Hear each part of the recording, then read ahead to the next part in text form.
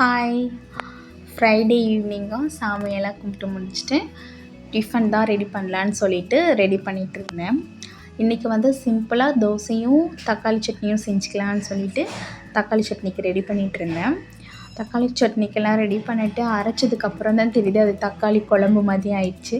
சரி ஓகே அப்படின்னு சொல்லி அட்ஜஸ்ட் பண்ணி அதையே சாப்பிட்டுட்டோம். டெய்லி தோசை இட்லின்னு சாப்பிட்றதுக்கு கொஞ்சம் போர் அடிக்குது. அதனால் நைட்டு டிஃபனுக்கு வேறு என்னெல்லாம் ட்ரை பண்ணலான்னு சொல்லிவிட்டு கொஞ்சம் கமெண்ட்டில் சொல்லுங்கள். நான் டிஃபன் எல்லாம் ரெடி பண்ணி முடிக்கிற வரைக்குமே தயா ரொம்பவே அமைதியாக இருந்தா.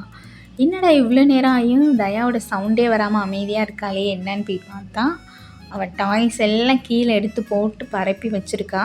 ஆனால் அந்த டாய்ஸ்லேருந்து ஒரு டாய்ஸ் கூட எடுத்து விளையாடலை. அவளுக்கு வந்து என்னோடய பாத்திரம், நாம் சமைக்கிற பாத்திரத்தை வச்சு விளையாடுறது தான் பிடிச்சிருக்கு போல். அதை எடுத்து வச்சு விளையாண்டுட்டு இருந்தேன் அமைதியாக உட்காந்து. நான் பார்த்த வரைக்கும் மோஸ்ட்லி கேர்ள் பேபிஸ் எல்லாருமே சமைக்கிற பாத்திரத்தில் விளையாடுறதுக்கு தான் ஆசைப்படுறாங்கன்னு நினைக்கிறேன். நீங்கள் என்ன நினைக்கிறீங்கன்றதை கமெண்ட்டில் சொல்லுங்கள். தேங்க்யூ.